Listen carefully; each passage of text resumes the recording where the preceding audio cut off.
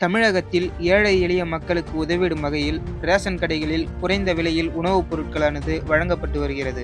அந்த வகையில் தமிழகம் முழுவதும் சுமார் 2.27 கோடி ரேஷன் கார்டுகள் உள்ளது.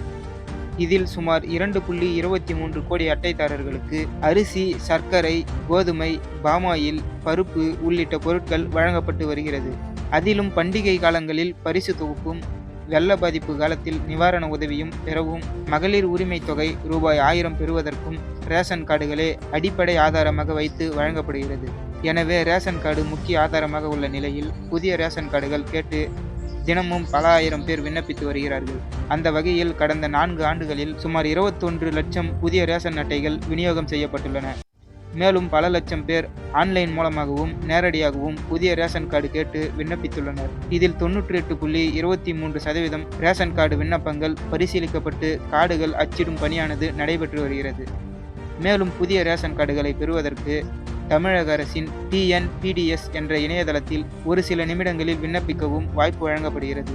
இந்த நிலையில் ரேஷன் கார்டுகளில் பெயர்களை மாற்றம் செய்யவும், முகவரி மாற்றம் செய்யவும், பெயர்களை சேர்க்க மற்றும் நீக்க அசத்தல் வாய்ப்பை தமிழக அரசு உருவாக்கியுள்ளது. இதன்படி தமிழகம் முழுவதும் நாளை பொது விநியோக திட்டத்தின் பயன்களை குடிமக்கள் எளிதில் பெறும் வகையில் தமிழ்நாடு முழுவதும் ஒவ்வொரு வட்டத்திலும் மக்கள் குறைதீர் முகாம் பிரதி மாதமும் நடத்தப்படும் என அரசு அறிவித்துள்ளது.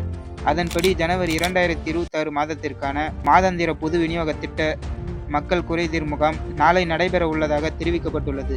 அந்த வகையில் சென்னையில் உள்ள உணவுப் பொருள் வழங்கல் மற்றும் நுகர்வோர் பாதுகாப்பு துறையின் 19 மண்டல உதவி ஆணையாளர் அலுவலகங்களில் 24/1/2026 இன்று முற்பகல் 10 மணி முதல் பிற்பகல் 1 மணி வரை நடைபெற உள்ளதாக கூறப்படுகிறது. இதில் உணவுப் பொருட்கள் துறை அதிகாரிகள், அனைத்து துறை அதிகாரிகள் கலந்து கொள்ள உள்ளனர். இதனால் ரேஷன் கார்டுகளில் திருத்தங்களை 1 மணி நேரத்திற்குள் உடனடியாக மேற்கொள்ள வாய்ப்பானது உருவாகியுள்ளது. அந்த வகையில் நாளை நடைபெறும் சிறப்பு முகாமில் குடும்ப அட்டைகளில் பெயர் சேர்த்தல், பெயர் நீக்கம், முகவரி மாற்றம், கைபேசி எண் பதிவு மாற்றம் செய்தல் உள்ளிட்ட பொது விநியோக திட்ட தொடர்பான சேவைகள் மேற்கொள்ளப்பட உள்ளது. மேலும் நியாய விலை கடைகளில் பொருள் பெற நேரில் வருகை தர இயலாத மூத்த குடிமக்கள் உள்ளிட்டோருக்கு அங்கீகாரச் சான்று வழங்கப்படும் என தெரிவிக்கப்பட்டுள்ளது. எனவே சென்னையில் உள்ள 19 மண்டல அலுவலக பகுதிகளில் உள்ள குடும்ப அட்டைதாரர்கள் இச்சேவையினை பயன்படுத்திக் கொள்ளுமாறு கேட்டுக்கொள்ளப்படுவதாக அந்த அறிவிப்பில் தெரிவிக்கப்பட்டுள்ளது.